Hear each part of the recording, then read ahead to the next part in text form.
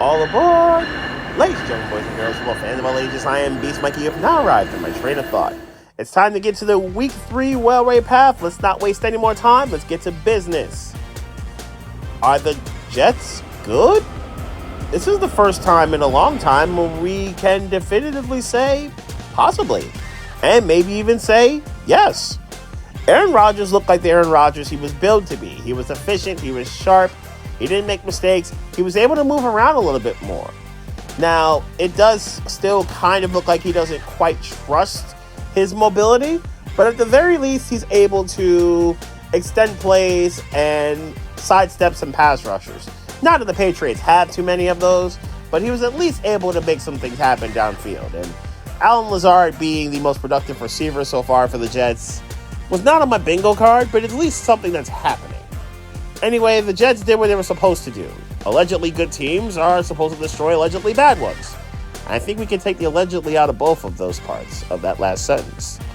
The Jets did what they were supposed to do. And people are claiming that Drake May should be in the games now. He should be playing. He should get some more run. Are we sure about this? That offensive line is going to get him killed. I would rather he not get turned into putty. Poor Jacoby Brissett. I feel so bad for you.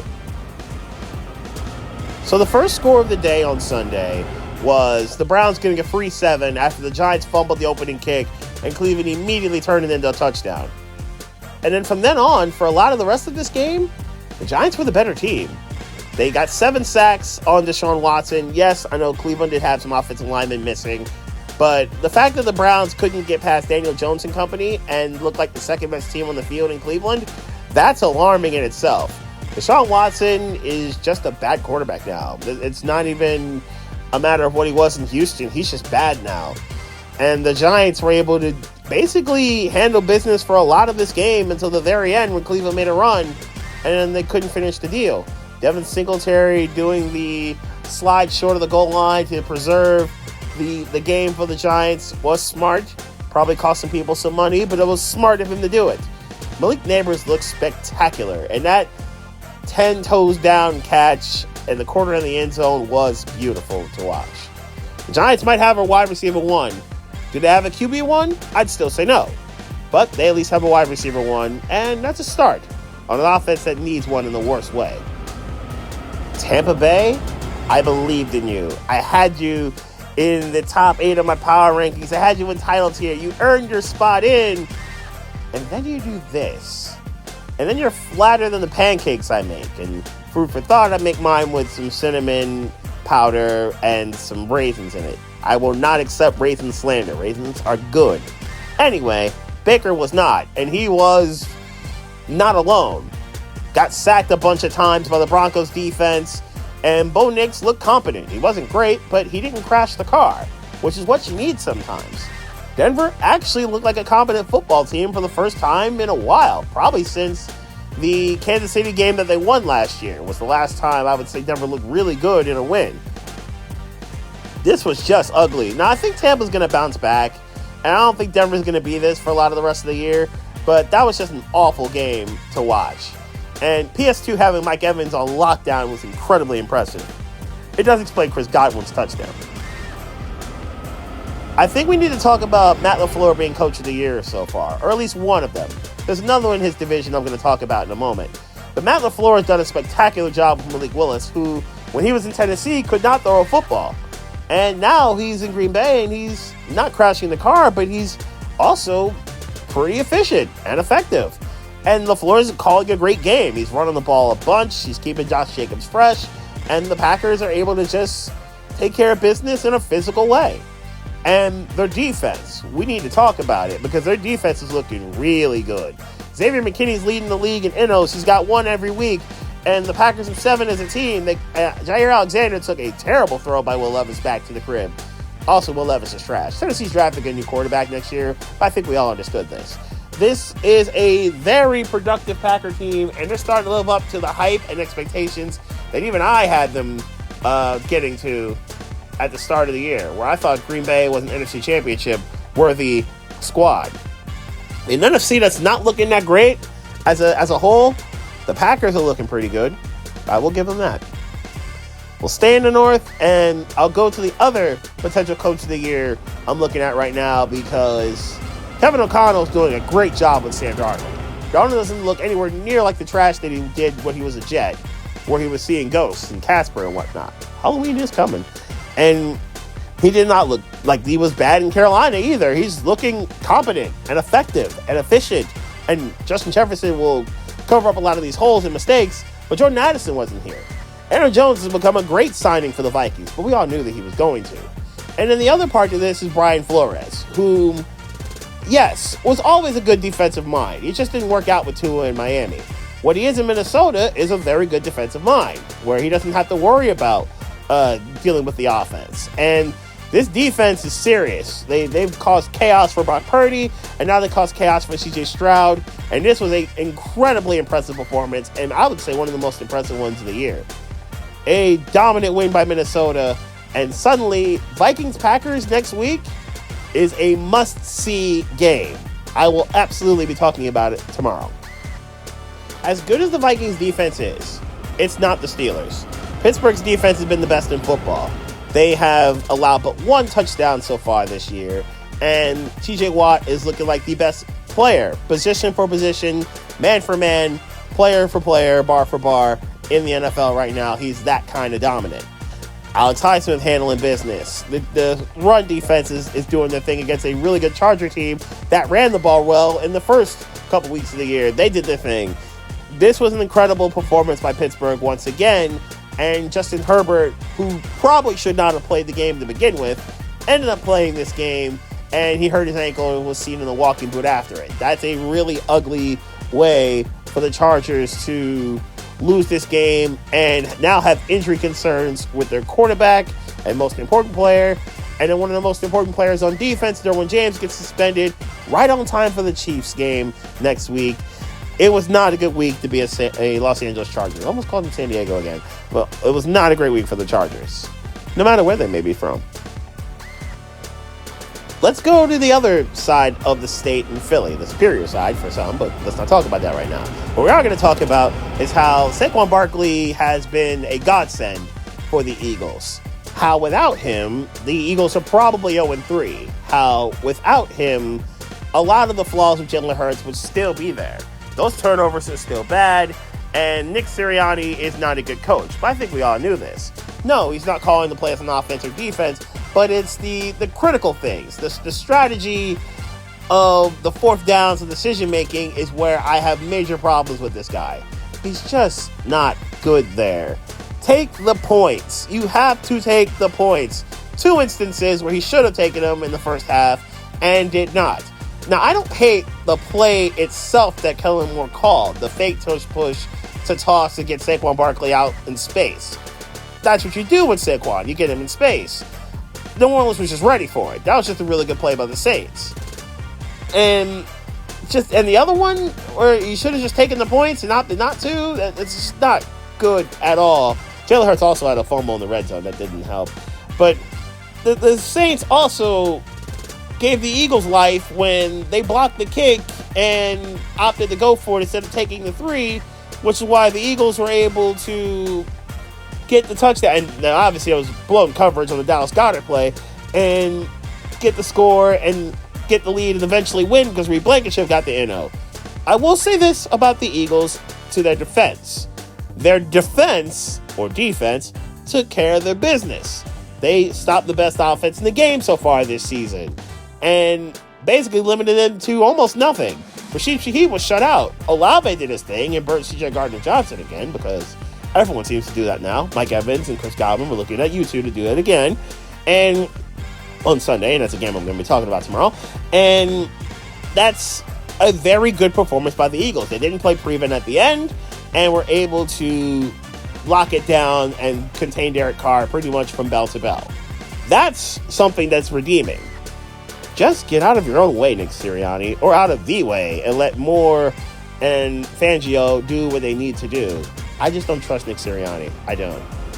What to say about a Bears-Colts game where both QBs had their electrifying moments and both QBs look like they should never be starting in the NFL? Caleb Williams at least got better to go along in this game, though the play calling is so bad. The pitch to DeAndre Swift should never be called again, or at least do it again where the offensive linemen are actually upright, because 4 of them fell, and that play had no shot once it happened. The turnovers by Caleb are still kind of alarming. The NLs by Anthony Richardson are also not very good. And the Colts and Bears played a pretty sluggish, sloppy game, but at least in Indy's case, they were able to win. I do wonder why the Bears were not able to run the football that effectively against a Colts defense that, when they had DeForest Buckner in it, could not stop the run. He was not in this defense. Laiatu Latu getting a sack, though. Good work on his part. He got a bunch of them against Caleb in college. Got 4 of them, as far as I can tell. Anyway, Indy's on the board with a dub, and Chicago, you are in a division where the other 3 teams actually have hope, and you drafted Caleb Williams, and he might be the second best Heisman Trophy winning rookie that is under center for a football team in the NFC this year. It's not good when Caleb Williams was given all that hype and all that buzz before the season began, and that's before the Hard Knocks cameras started rolling. From a first overall pick to a 7th round and picks away from being Mr. Irrelevant and Skylar Thompson. Most of us Dolphin fans expected the worst, that Skylar would be what he's always been, which is awful, that he doesn't have great pocket presence, that he doesn't read fields or defenses that well, that he, when he does throw it, is almost often inaccurate. And that's exactly what happened. He didn't read defenses well. He doesn't have pocket presence. He didn't throw the ball downfield when he even had opportunities. And not all of it's his fault. The offensive line, for the most part, was not very good. And even more concerning, because we knew this about the offensive line, the play calling by Mike McDaniel, who I do like and do believe in, was also pretty terrible. You have a good run game. They lost their 2 best defensive tackles during this game. Byron Murphy's excellent. And they also lost Leonard Williams during this game. And you opted to throw the ball with Skylar Thompson. No. If it's Tua, yes. If it's Thompson, no. Or anyone else for that matter. Tim Boyle at least looked somewhat functioning. But the game effectively ended with this. Geno threw a terrible interception instead of taking the safety and making it, instead of a 10-2 game, effectively turned into a 10-3 game because Cater gets the pick, Miami does nothing with it, kicks the field goal. The next play from scrimmage is a double move by DK Metcalf against a Dolphins team that does not run zone coverage well and hasn't run it well for a few years now. DK burns Javon Holland and company, goes to the crib, 7, it's 17-3, the game's effectively over because Miami's offense did not fly cross country from Miami Gardens to Seattle. It was not great. Miami's defense in the second half has actually been really good, but it gets completely overshadowed because of how inconsistent it can be in the first half and how the offense doesn't seem to show up in first halves. That part's disappointing. With the exception of Devon Achane, who actually once again played pretty well. Jalen Wright played pretty well. Lack of Tyreek Hill is incredibly concerning. And then there's the penalties, which was also concerning. There were 21 of them, but one of them was not the horse collar that Devon Achane was laced with, because he absolutely got horse collared on Miami's first drive. First real good drive, anyway. It wouldn't have helped Miami win this game. Seattle was better because Geno Smith didn't make mistakes. Zach Charbonnet was great, and the Seattle pass rush was ruthless. It just was a hard watch for anybody to see because the referees kind of took the game over, to be quite honest. Raiders, we got to talk. This is one thing for Miami to not have the most important guy on their offense. Yes, Tyreek Hill's the best player, but Tua is obviously the most important if you've seen Miami for the last 5 quarters. So let me get this straight. The Panthers switch it up from Bryce Young to Andy Dalton, which a lot of us would argue is a lateral move because Andy Dalton's never been all that great, except for the first 5 years of his career. And then Dalton and the Panthers dice up the Raiders immediately. Dalton has his best game in years and puts 36 on your dome. Meanwhile, the Raiders look awful in every way. The defense, as I just mentioned, got cooked. The offense didn't get things going until late. They still can't run the ball. My goodness. Davante Adams was almost nowhere to be seen. It didn't feel like he had that much of a presence in this game.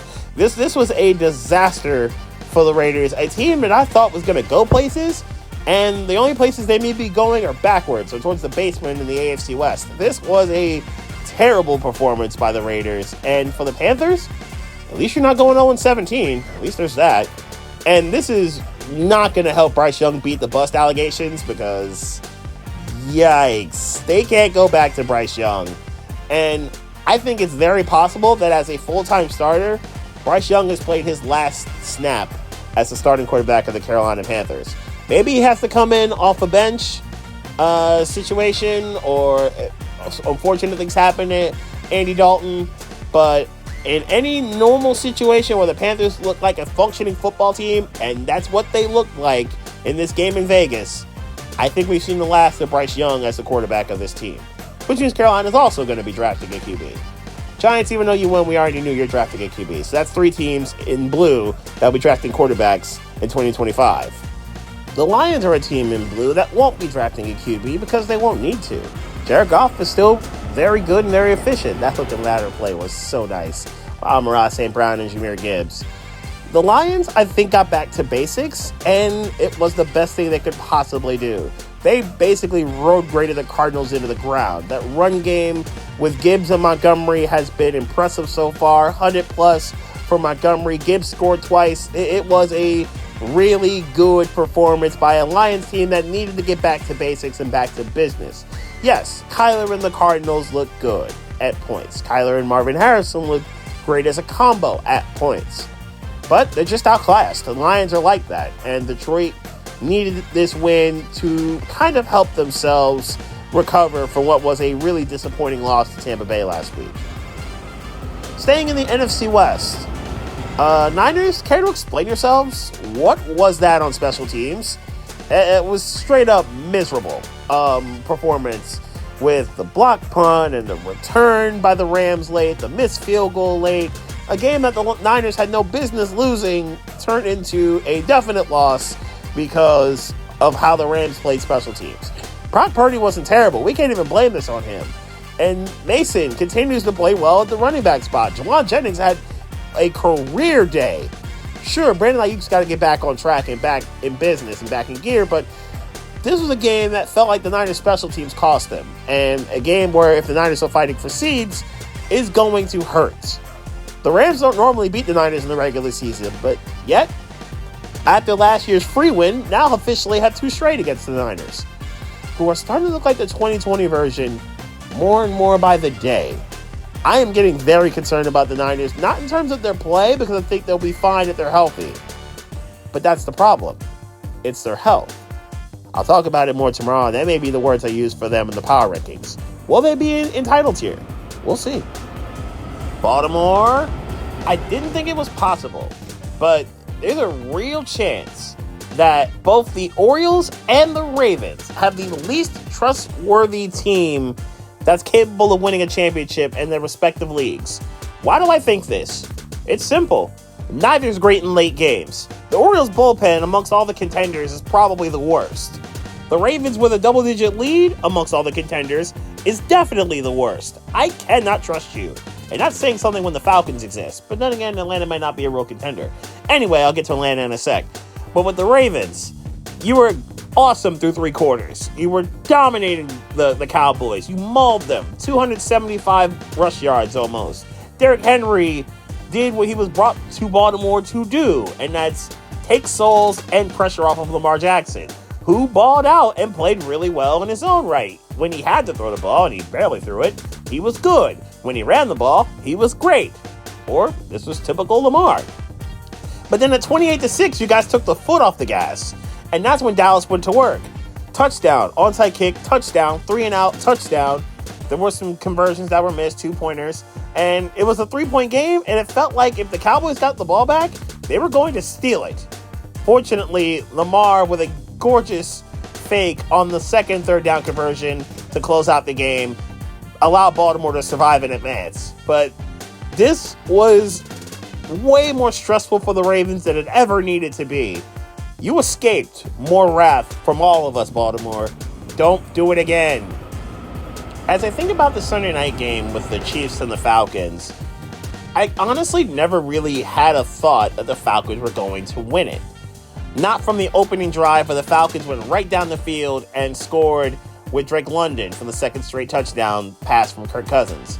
Not even when the Falcons played decent defense and Justin Simmons got his mandatory NO against Pat Mahomes. He's got 5 of them now. Denver, you really got to find a way to keep him. Not when they were respectable against Carson Steele and Rashee Rice and Xavier Worthy and company and didn't make any of those mind-numbing mistakes that you associate with falconing.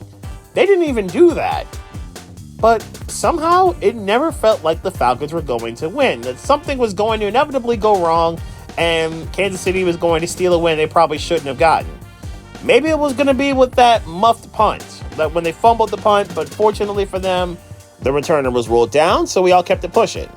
And maybe it was because of the obvious pass interference that was not called and should have been on Kyle Pitts, where it sets up 1st and goal at the 1, and maybe the Falcons win. But then again, it might have been the play calling at the very end with the back-to-back 3rd and 4th and 1s, where Nick Bolton and company said, you shall not pass and get this first down. And that's what happened. Kansas City got the 2 stops they needed. And yes, Atlanta got some gift calls that preceded it, which obviously were makeups for the non-PI with the Pitts play. And Kansas City survives and advances. Mahomes wasn't all that great, but once again, he didn't have to be. It was a total team effort from Kansas City. And that's probably the scariest and at the same time most frustrating part for 31 different fan bases. The Chiefs aren't playing at optimum efficiency, yet they're 3-0 anyway. That's really disheartening for the other 31 teams in the league. Let's talk about the 2 main challengers to the throne in the AFC for Kansas City. Both of them were at home on Monday night. The Bills have been chasing the ghost that is the Kansas City Chiefs for the last few years. 3 of the last 4 seasons for Buffalo have ended at the hands of the Chiefs.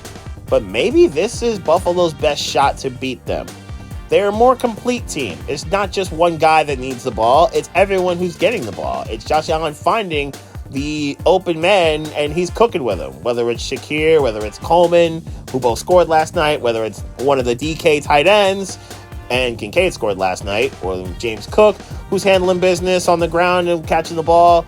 It's a very complete and very destructive offense. Josh Allen's not making mistakes, which I think is the best part about all of this. The defense is efficient and solid, and Trevor Lawrence looked awful. That was a really, really bad performance by Trevor, and he's had a lot of them lately.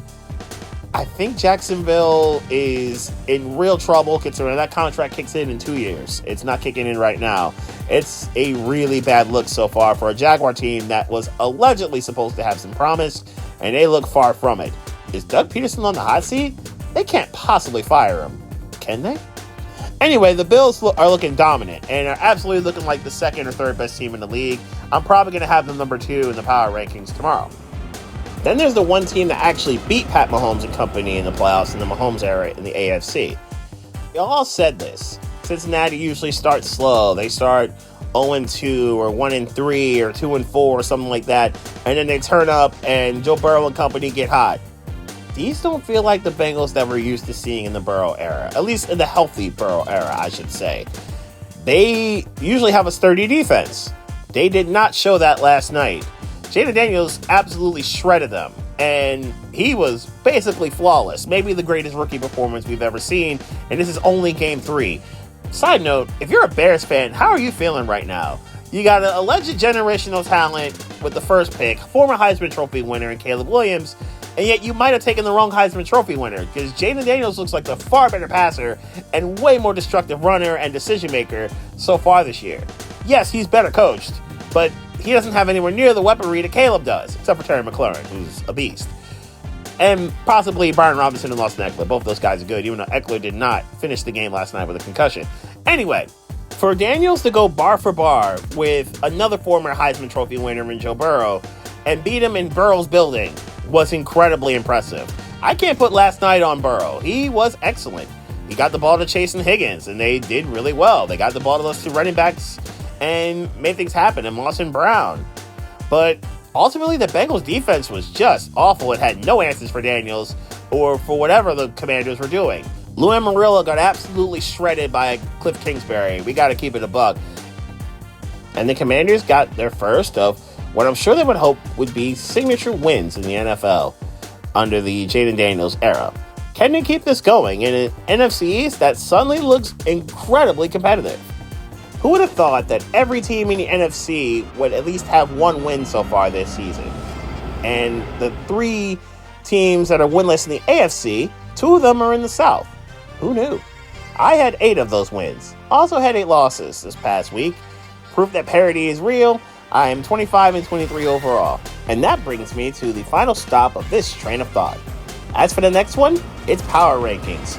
Carolina will not be at the bottom, and that's a sentence I didn't think I would say. But who will be at the bottom of Zombie Tier? Whomever that may be, and wherever city they may play in, that will be the first stop of my next train of thought.